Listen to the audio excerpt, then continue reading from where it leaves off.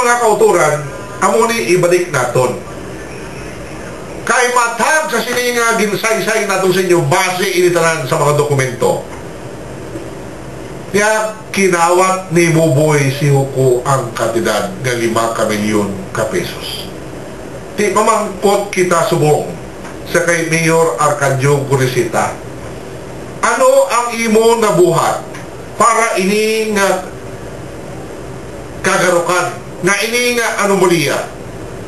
Mapalinton, ini mapahibalo, ini sa mga pumuluyo, kag ini pakamalauton, kag gamiton naton bilang ebidensya sa Ombudsman kag sa Commission on Audit.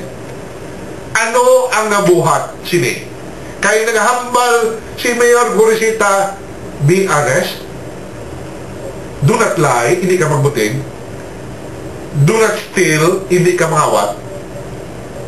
Kay sa sining nga kaso daw wala ako iya sang may nabatian nga may gin hambal kag may gin komentaryo gin panuaron si Mayor Arcadio Goresita. At akunta ang nga bad boy di si Buboy si Huko apang kung may malain na nabuhat ang isa ka tao, kag ikaw abi kasilingan niya, o kung utod niya, o kung ginikanan niya, abyan niya, nakita mo nga ginbuhat ining malain nga bagay, kag ikaw naghipos-hipos man lang. Gintugutan pa nimo, maski may nagsaway na sa imo, may naghambal na sa imo nga, hindi na pagtuguti. Malain ina, pangawat ina.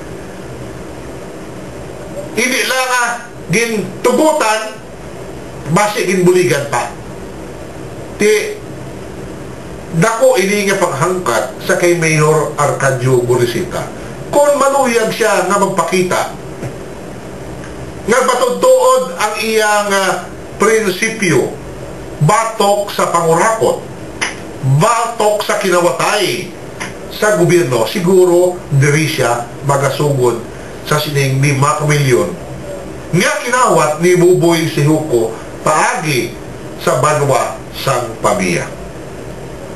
Kaya kung maghipos-hipos lang si Mayor Arcadio Goresita, nga natabo ini sa iya bulit, di makasiling kita mga kauturan nga he becomes an accomplice. Kaupod siya sa krimen. Kaya balo naman kita nga sa krimen, conspiracy. The act of one is the act of all. Ang binuhat sa isa, sa siningabahin si Buboy si Huko, binuhatan man ni Mayor Arcadio Goresita kay tungod nga kung wala sa iya nga pag-approve, kung wala sa iya nga pagpahanugot, kung tani wala ini natabo.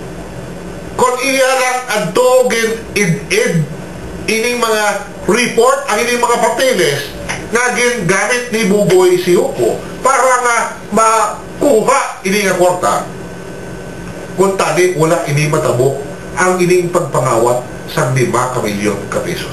Apang may pirma si Mayor Arcadio Goresita, approve,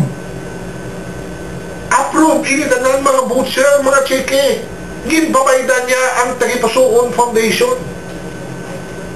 So hindi siya kasi nga wala ko di elabot, hindi nyo kaya pagbasula. Kaya kung siya naghimo sa iya nga katungdanan nga pangapinan niya, bantayan niya ang paggamit sa kwarta sa gobyerno, kaya isiguro na hindi ini mauyang sa kinawatay, sa korupsyon, kung tani may 5 milyon ka pesos nga na balabagan, na punggan niya nga hindi ini magkadto sa pagpangawat ni Buboy si Huko. So